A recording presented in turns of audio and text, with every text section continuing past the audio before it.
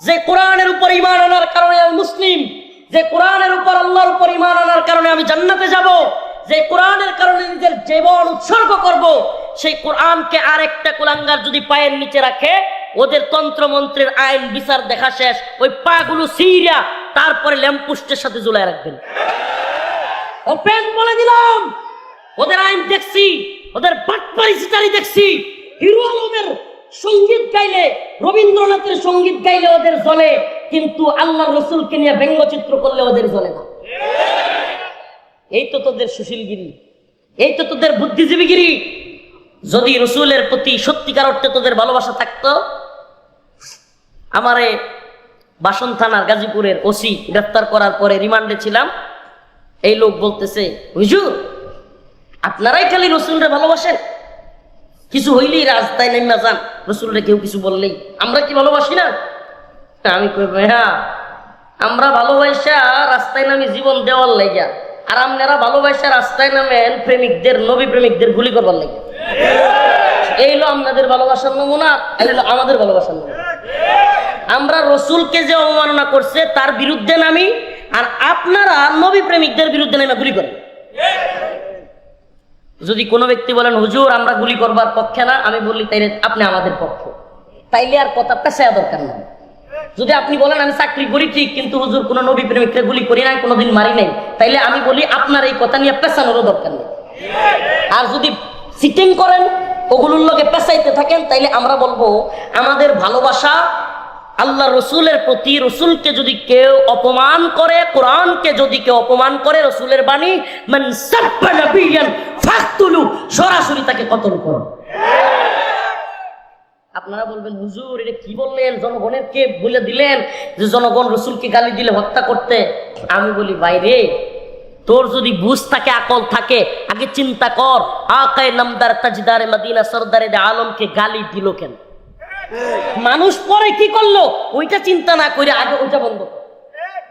রবীন্দ্রনাথের সঙ্গীত গাইলে তোদের জয়লা যায়, ওই ব্রাজিল আর্জেন্টিনায় ফুটবল খেললে চিৎকার মেয়েরা পর্দার সামনে লাফ মারো, মনের মধ্যে ধাক্কা লাগে, তোমরা এটা বিশ্বাস করো, কিন্তু মুমিনের অন্তরে রসুলকে নিয়ে কটূক্তি করলে আঘাত লাগে, এটা বুঝো না। এটা বুঝতে তোমাদের সায়েন্টিস্ট হওয়া লাগে, এটা আবার বুঝে না। রবীন্দ্রনাথের সঙ্গীত গাইলে হিরো আলম তাদের কলিজায় লাগে, তাদের দল ফুটবল খেলায় খ্রিস্টান ইহুদিরা গোল খায়া ফেললে কলিজায় আঘাত লাগে, আত্মহত্যা পর্যন্ত করে এই ভণ্ডগুলো।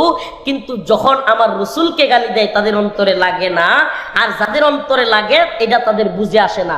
এর চাইতে বড় ভণ্ডামি আর শয়তানি আরো কিছু আছে? বলেন আছে? এখনো কিছু নবী প্রেমী, আমি বারবার বলি, অনেক প্রোগ্রামে বলেছি, আজকে আবারও বলি, এই মিডিয়াকে বলবো এই কথাগুলো সুন্দরভাবে উঠাবা। প্রিয় ভাইরা আমার, এখনো কিছু নবী প্রেমিক এই কাশিমপুরের কারাগারে বন্দী, যাদের কোনো দোষ নাই, কোনো ভুল ত্রুটি নাই, কোনো অপরাধ নাই, নিরপরাধ যুবক। 2013 সালে ওই যে শাপলা চত্বর যেই কারণে রচিত হয়েছিল, ব্লগার রাজীব, অভিজিৎ রায়, ফয়সাল আরিফিন দীপন, ওয়াশিকুর রহমান বাবু,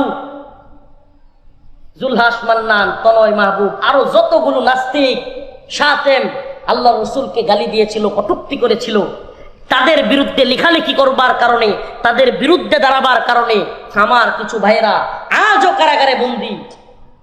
ওয়াল্লাহি কি করে বলবো ভাই, এরা যেন এক একটা জান্নাতি যুবক। এদের সাথে কোর্টে গিয়েছি, আদালতে হাজিরা দিয়েছি, বিভিন্ন সময় দেখা হয়েছে, এক একটা যুবকের 2টা 3টা করে ফাঁসি লেগে গেছে। এরা আল্লাহ নবীর পক্ষে থাকবার কারণে আল্লাহ রসুলকে গালি দিয়েছে, ব্যঙ্গ করেছে, সেজন্য আল্লাহ রসুলের সেই গালি সহ্য করতে পারে নাই, অনলাইনে লেখালেখি করেছে। ওই শাতেম, ব্লগার রাজীব, অভিজিৎ রায়, ফয়সাল আরিফিন দীপনদের বিরুদ্ধে দাঁড়িয়েছে। আজকে এদের এক একজনের 2টা 3টা করে ফাঁসি লাগছে। অথচ এদেশে যারা শত শত খুন করেছে, হাজার হাজার খুন করেছে, সেই সমস্ত ব্যক্তিদের কোনো ফাঁসির রায় হচ্ছে না।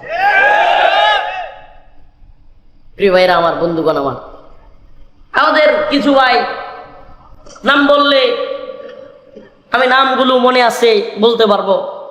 আরাফাত ভাই, আরাফাত আমার ভাই, এমন এক যুবক, সুবহানাল্লাহ। অনেক সময় কোর্টে যাইলে দেখা হইতো, কারাগারেও মাঝে মাঝে দেখা হইতো। এই যুবকগুলো এই 2-3টা ফাঁসির রায় নিয়াও দিব্যে হাসতেছে, নামাজ পড়তেছে। রমাদানে 3-4টা খতম, হাফেজ না তবুও 3-4টা-5টা খতম কোরআন পড়তেছে, আর নফল নামাজ। সুবহানাল্লাহ, এদের দেখলে মনে হয় এরা যেন এক একটা জান্নাতি যুবক। এদের কোনো অপরাধ নাই, আল্লাহ কসম আল্লাহর, এদের কোনো অপরাধ নাই। এই নির্দোষ মানুষগুলো দীর্ঘ 1 যুগ ধরে এই যুবকগুলো কারাগারে পড়ে আছে, সন্তান, বিবি, মা, বাবা সবাইকে ছেড়ে। এদের একমাত্র দোষ, এরা আল্লাহর রসুলকে গালি দেওয়া সহ্য করতে পারে নাই, আল্লাহর রসুলকে ব্যঙ্গ করা সহ্য করতে পারে নাই। তারা ওই সমস্ত শাতেমদের বিরুদ্ধে, নবী সাল্লাল্লাহু আলাইহি সাল্লামকে যারা গালি দিয়েছে তাদের বিরুদ্ধে লেখালেখি করেছে, তাদের বিরুদ্ধে বক্তব্য দিয়েছে, কথা বলেছে। এই তাদের অপরাধ। আমি এই মিডিয়ার মাধ্যমে দায়িত্বশীলদেরকে বলি, দ্রুত আমাদের এই ভাইদেরকে মুক্তির ব্যবস্থা করেন। যদি উলামায়ে কেরামকে বলি, যদি আল্লাহর রসুলের হাউজে কাউসারের পানি পান করতে চান, এই আশিকের নবীদেরকে মুক্তি করবার চেষ্টা করেন। আমরা দুর্বল, কিন্তু একটা কথা মনে রাখবেন, আল্লাহর কসম করে বলি, যারা মনে করতেছেন ফয়সাল আরিফিন দীপন, অভিজিৎ রায় কিংবা ব্লগার রাজীব হত্যার আমাদের এই ভাইদেরকে ফাঁসির রায় দিয়া তাদেরকে ফাঁসির দড়িতে ঝুলাবেন, ওয়াল্লাহি ওয়াল্লাহি কসম সে আল্লাহ, যদি রফিকুল ইসলাম মাদানী জীবিত থাকে, একটাও আমার নবী প্রেমিক ভাইদেরকে ফাঁসির কাস্টে ঝুলাইতে পারবেন না। কাশিমপুর কারাগার ঘেরাও করা হবে, ঘেরাও করা হবে, ঘেরাও করা হবে ইনশাআল্লাহ। তাকবীর, তাকবীর, বিশ্বনবীর দুশমনেরা নারে তাকবীর। আমরা আমাদের একটা ভাইকেও ফাঁসির দড়িতে দুলতে দিব না, আমাদের জীবন ত্যাগ করব। আমরা উলামায়ে কেরামের দিকে তাকিয়ে আছি, উম্মার রাহবারদের দিকে তাকিয়ে আছি। আস্তে আস্তে অনেকে মুক্তি পাচ্ছেন। আমরা সেই সমস্ত ভাইরা, ইঞ্জিনিয়ার আমাদের ময়মনসিংহের এক ভাই, একই অভিযোগে অভিযুক্ত, সাইমুম আমার ভাই, নির্দোষ, সেও 2-3টা ফাঁসির রায় তার নামে হয়ে গেছে। যুবক প্রকৌশলী আমাদের ভাই আরাফাত রহমান সিয়াম, আব্দুস সবুর, মাওলানা আব্দুস সবুর কুমিল্লার সন্তান, এই সমস্ত ভাইদের নামে অযথাই ফাঁসির দড়ি হাসিনা দিয়ে দিয়েছে, ফাঁসির রায় দিয়ে দিয়েছে। দেখতে কথা বলি, আল্লাহ যদি আমাকে বাঁচায় রাখে, শহীদ না হয়ে যায় কিংবা বন্দী না হয়ে যায়, এই কোনো একটা ভাইয়ের ফাঁসির যদি দিনক্ষণ ঠিক করে, ইনশাআল্লাহ আমি ঘোষণা করলাম, এই কাশিমপুর জরুনবাসী, ও প্রিয় নবী প্রেমিক ভাইরা, আমি রফিকুল ইসলাম মাদানী কোনো দল দরকার হবে না, কোনো নেতার দরকার হবে না, কাশিমপুর কারাগার আমি ইনশাআল্লাহ ঘেরাও করব। আমি ঘোষণা করলাম, আমার নবী প্রেমিক ভাইদেরকে যদি মুক্ত না করা হয়, জামিন না দেওয়া হয়, কোন আমেরিকার কথায়, ভারতের কথায়, কোন দাজ্জালি সরকার, কোন জালিম সরকার যদি দুঃসাহস করে, ইনশাআল্লাহ আমরা সেই দিন আর চুপ থাকবো না, বসে থাকবো না। এটা শুধু কথার কথা নয়, ইনশাআল্লাহ সেটা প্রমাণ করেই ছাড়বো ইনশাআল্লাহ। আর যদি এই ভাইদের আগে আমরা শহীদ হয়ে যাই, আলহামদুলিল্লাহ, শাহাদাতের অমীয় সুধা আমরা পান করি, ইনশাআল্লাহ পরবর্তী প্রজন্মের কাছে আমাদের আবদার থাকবে, এই ভূখণ্ডে যেন একটা নবী প্রেমিকেরও ফাঁসি না হয়। রাজি আছেন তো ইনশাআল্লাহ? নবী প্রেমিকদের জন্য প্রয়োজনে আমরা জীবন দিব, তবু নবী প্রেমিকদের ফাঁসি হইতে দিব দিব আল্লাহ এক, অদ্বিতীয় কেউ নাই। কুল হুয়াল্লাহু আহাদ, তিনি এক, অদ্বিতীয় কেউ নাই।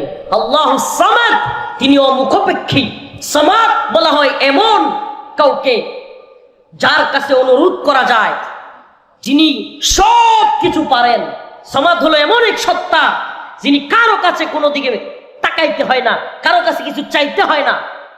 যার কিছু করতে হলে ইচ্ছা করলেই তিনি করতে পারেন, তিনি হলেন সমাদ। আর আল্লাহ ছাড়া কেউ সমাদ নন।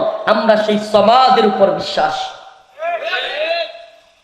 লাম ইয়ালিদ ওয়া লাম ইউলাদ, তিনি কাউকে জন্ম দেন নাই, কারো ঘর থেকে জন্ম নেন নাই। অতএব ঈসা ইবনে মারইয়াম আল্লাহর সন্তান নন, আল্লাহ জন্ম দেন নাই। উযাইর আলাইহিস সালাম তিনিও আল্লাহর সন্তান নন, আল্লাহ জন্ম দেন নাই। আল্লাহ পাক কাউকে জন্ম দেন নাই, কারো কাছ থেকে জন্ম নেন নাই। কেন? যদি তিনি জন্ম দিতেন তাহলে তারপরে সেই লোকও স্রষ্টা দাবি করত। আল্লাহ আমাদের মতো করে সংসার কিংবা আমাদের মতো জন্ম দেওয়া তার সিফাত নয়। আল্লাহ পাক সামিউ, আল্লাহ পাক বাসির, আল্লাহ পাক আলিম। আল্লাহর যতগুলো গুণ আছে সেগুলোকে বলা হয় তাওহীদ আল আসমাই ওয়াস সিফাত। আমরা আল্লাহর গুণ, সকল গুণাবলীতে বিশ্বাসী। আল্লাহর গুণে অন্য কাউকে গুণান্বিত করায় বিশ্বাসী নই। আমরা আল্লাহর গুণগুলো আল্লাহর সাথেই জড়িত, এ কথায় বিশ্বাসী। আমরা বিশ্বাস করি ইবাদত একমাত্র কার? আল্লাহ। আমরা বিশ্বাস করি সৃষ্টিকর্তা একমাত্র কে? আল্লাহ। প্রিয় ভাইরা আমার, আবারও আমি সংক্ষিপ্তভাবে আমার আলোচনা একবারে শুরু থেকে শেষ করছি। সূরাতুল ইখলাসের আলোচনা। সূরা ইখলাস ফজিলতপূর্ণ এক সূরা। একবার তিলাওয়াত করলে কোরআনের 1/3 পড়ার সওয়াব, 3 বার তিলাওয়াত করলে পুরা কোরআন খতমের সওয়াব। এই কোরআনের সূরা ইখলাস যে বেশি বেশি পড়বে আল্লাহ তাকে ভালোবাসবেন। সুবহানাল্লাহ। আর এই সূরা আমাদেরকে শিক্ষা দেয় আল্লাহ ছাড়া কারো ইবাদত করা যাবে না। উলুহিয়াতের ক্ষেত্রে, রুবুবিয়্যাতের ক্ষেত্রে, তাওহীদ আল আসমাই ওয়াস সিফাতের ক্ষেত্রে, তাওহীদ আল হাকিমিয়ার ক্ষেত্রে, সকল তাওহীদের ক্ষেত্রে একমাত্র মানতে হবে কাকে? কিমিয়ত। ওমান লাম ইয়াহকুম বিমা আনজালাল্লাহ ফাউলাইকা হুমুল কাফিরুন, ওমান লাম ইয়াহকুম বিমা আনজালাল্লাহ ফাউলাইকা হুমুল ফাসিকুন, ওমান লাম ইয়াহকুম বিমা আনজালাল্লাহ ফাউলাইকা হুমুজ জালিমুন।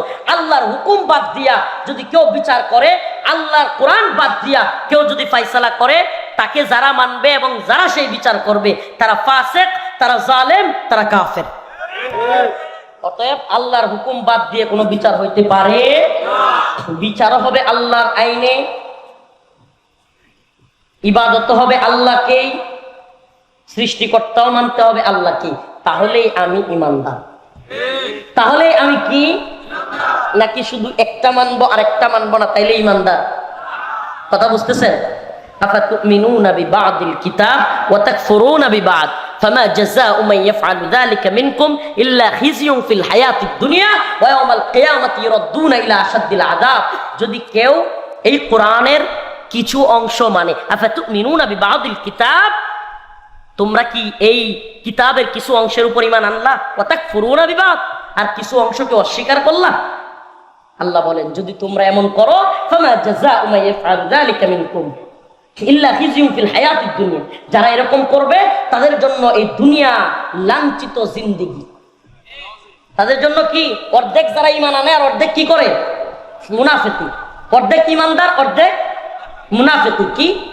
আল্লাহ সৃষ্টিকর্তা মানে, আল্লাহ পালনকর্তা মানে, হজের ক্ষেত্রে আল্লাহ মানে, নামাজের ক্ষেত্রে আল্লাহ মানে, যাকাতের ক্ষেত্রে আল্লাহ মানে, কুরবানির ক্ষেত্রে আল্লাহরে মানে, কিন্তু যখনই বলা হয় জিহাদ ফরজ, নাউজুবিল্লাহ, তখন কয় জঙ্গিবাদী, মৌলবাদী। তাইলে কি আল্লাহরে মানলো? বলেন আল্লাহরে মানলো? যখন বলা হয় বালেগা হওয়ার পরেই কোন মুসলিম মেয়েকে বিয়ে দেওয়া যায়, তখন এরা বলে বাল্য বিবাহ। এরা কি আল্লাহরে মানলো? আল্লাহরে মানলো? ইসলামে বাল্য বিবাহ বলতে কোনো শব্দ নাই। এগুলো এই তাগুতি সিস্টেমের বানানো। কোনো ছেলে কোনো মেয়ে বালেগা হওয়ার পরে ইসলামে বিবাহ দেওয়া যাবে, বয়সের সাথে বিবাহের কোনো সম্পর্ক নাই।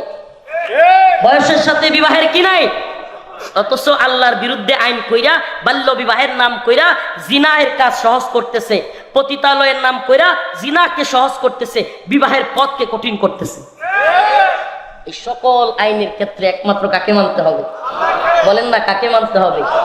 আমি আবার বলতেছি, কোন ব্যক্তি শয়তানের ধোঁকায় পড়ে কোন ওয়াক্তের নামাজ পড়তে পারে নাই, সে কাফের হবে না। ফুকাহায়ে কেরাম বলেন সে কাফের হবে না। কোন ব্যক্তি শয়তানের ধোঁকায় পড়ে কোন ওয়াক্তের রমজানের কোন একটা রোজা ছেড়ে দিয়েছে, সে কাফের হবে না। কিন্তু যদি নামাজকে তাচ্ছিল্য করে, রোজাকে তাচ্ছিল্য করে, জিহাদকে তাচ্ছিল্য করে, এমনকি কোরআনের দলিল আদিল্লা দিয়া সুস্পষ্ট প্রতিষ্ঠিত কোন সুন্নাহকেও অস্বীকার করে সে কাফের হয়ে যাবে। আমার কথা কি বুঝাইতে পারছি? যদি কেউ পালন করতে ব্যর্থ হয়, শয়তানের ধোঁকায় পড়ে, কাফের হবে না। কিন্তু যদি কেউ তাচ্ছিল্য করে, ছোট করে, ব্যঙ্গ করে, কোনো একটা অংশ কেউ করে যেটা কোরআন দ্বারা প্রতিষ্ঠিত, তাইলে সে কি হয়ে যাবে? যদি কোনো ব্যক্তি বলে গরিবরা রোজা রাখবে, আমরা রোজা রাখতাম কেন, নাউজুবিল্লাহ, সে কি হয়ে যাবে? যদি কোনো ব্যক্তি বলে যে নামাজ টামাজ যারা গরিবেরা পড়ুক গিয়া, নাউজুবিল্লাহ। যদি কয় হজ, হজ নিয়ে কটূক্তি করে, যে কয় যে আরবের ব্যবসা চালু হয়েছে, নাউজুবিল্লাহ, হজ আরবদের টাকা পয়সার একটা মানে ব্যবসা, নাউজুবিল্লাহ, তার ইমান থাকবে? হজ করতে পারে নাই, এই কারণে ইমান যাবে না। কিন্তু যদি হজকে ব্যঙ্গ করে তাইলে কি হয়ে যাবে? আমরা কি বুঝে আসছে আমাদের কথা? আল্লাহ তাআলা আমাদের বুঝার এবং আমল করার তৌফিক দান করুক, বলেন আমিন। আরো জোরে বলেন আমিন। আজকে থেকে নিয়ত করেন, আজকে থেকে নিয়ত করেন যে আমি তাওহীদের পক্ষে থাকবো ইনশাআল্লাহ। আমি কিসের পক্ষে? আমি ততক্ষণ পর্যন্ত আমার ভাইকে মানি যদি সে আমার আল্লাহকে মানে। আমি ততক্ষণ পর্যন্ত আমার বাবাকে মানি যতক্ষণ সে আমার আল্লাহকে মানে। কিন্তু আমার আল্লাহর বিরুদ্ধে গেলে আমার কোনো ভাই, আমার কোনো বাবা, আমার কোনো লিডার, আমার কোনো নেতা, আমার কোনো দল, আমার কোনো নেত্রী, আমি কোনোটাকেই মানি না। রাজি আছেন তো ইনশাআল্লাহ? মারকাজুস সুন্নাহ আল ইসলামিয়া, এটা আমি যখন মিশকাত করি তখন আমাদের এই মাওলানা সাহেব উনি জালালাইন পড়ে, আমি যখন দাওরা করি উনি মিশকাত করেন, আমার 1 বছরের জুনিয়র উনি। আমি গাজীপুরেই, আপনাদের জরুনেই পাঠানবাড়ি জামিয়াতুস সুফায় পড়াশোনা করেছি, বাড়ি দ্বারাই পড়াশোনা করেছি। তো উনি আমাদের এই এলাকার আমার এক বেশ জুনিয়র ভাই। তো আমার এই ভাই এই মাদ্রাসাটা করেছেন, মারকাজুস সুন্নাহ আল ইসলামিয়া। আপনারা এই মাদ্রাসার পাশে থাকবেন, কোনো কালেকশন নয়, আমি এই মাদ্রাসায় আপনাদেরকে দাওয়াত দিলাম কোরআনের খাদেম হিসেবে। আল্লাহ তাআলা তাদেরকে কবুল করুক, বলেন আমিন। এবং এই মাদ্রাসায় আপনারা ছাত্র দিবেন, ছেলে দিবেন, আপনাদের বাচ্চাদেরকে দিবেন কোরআনের হাফেজ বানানোর জন্য, তাওহীদের পক্ষের শক্তি বানানোর জন্য দিবেন তো ইনশাআল্লাহ? আপনাদের সন্তানরা হাফেজ হোক, আলেম হোক, যুগের মধ্যে মুজাহিদ হোক, আল্লাহ তাআলা সবাইকে কবুল আর মঞ্জুর করুক, বলেন আমিন। ওয়া আখিরু দাওয়ানা আলহামদুলিল্লাহি রাব্বিল আলামিন। আসসালামু আলাইকুম ওয়া রাহমাতুল্লাহি ওয়া বারাকাতুহু।